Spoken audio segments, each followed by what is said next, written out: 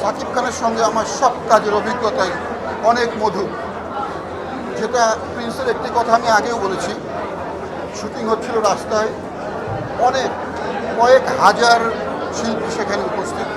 তো মঞ্চে সাকিব খান আমাকে পরিচয় করে দেবেন, আমি এমপি ক্যান্ডিডেট, আমাকে পরিচয় করিয়ে দেবেন ভোটারদের সাথে। তো অনেকক্ষণ ধরে উনি দাঁড়িয়েছিলেন, ওনার জন্য একটা চেয়ার আনা এনে বলা হলো যে আপনি বসেন। সাকিব খান তখন ওনার পাশে আমি দাঁড়ানো, আমি কিন্তু অল্প সময়ের জন্য ওখানে গিয়েছি। সাকিব খান তখন বললেন যে আগে ইলিয়াস ভাইকে চেয়ার দাও, উনি বসুন, তারপর আমি বসুন। এটা আমার জন্য অনেক বড় অ্যাচিভমেন্ট, অনেক বড় সম্মানের। সাকিব খানের ব্যাপারে সব সহশিল্পীদেরই এই মতামত যে সাকিব খান সহশিল্পীদের সঙ্গে যে সুন্দর আচরণ করেন, যে আন্তরিক আচরণ করেন, এটা সবাই মনে রাখবেন। উনি সবাইকে সম্মান রেখে কথা বলেন, সবাইকে স্নেহ রেখে কথা বলেন, সবাইকে ভালোবেসে কথা বলেন।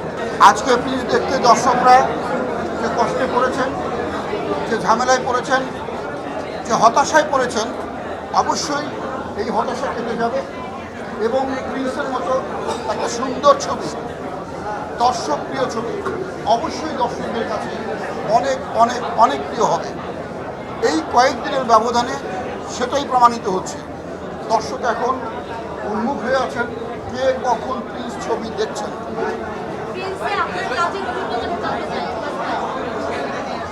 অনেক সুন্দর, অনেক সুন্দর।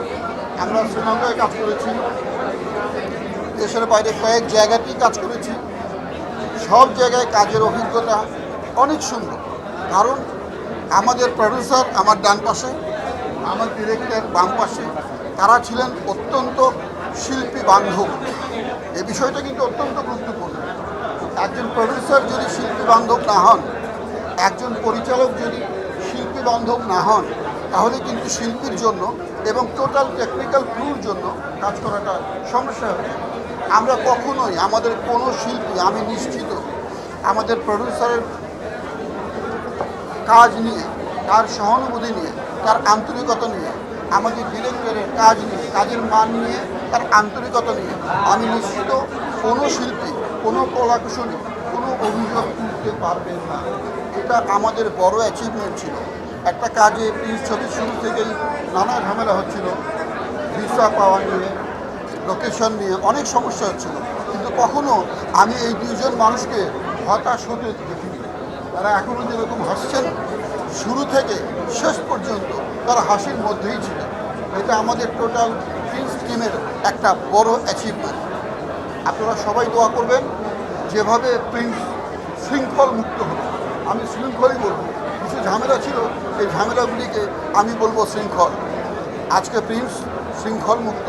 আমি নিশ্চিত লাখো লাখো দর্শক প্রিন্স দেখবেন এবং বাংলাদেশের চলচ্চিত্র শিল্পের উন্নয়নে সহযোগিতা করবেন।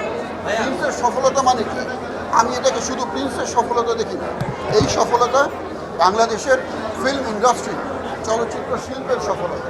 এবং চলচ্চিত্রকে এগিয়ে নিয়ে যেতে হলে প্রিন্সের মতো ছবি প্রতি বছর দরকার, বারবার দরকার, যাতে করে আমাদের দেশের এই ইন্ডাস্ট্রিটি একদম তুঙ্গে উঠে যায়।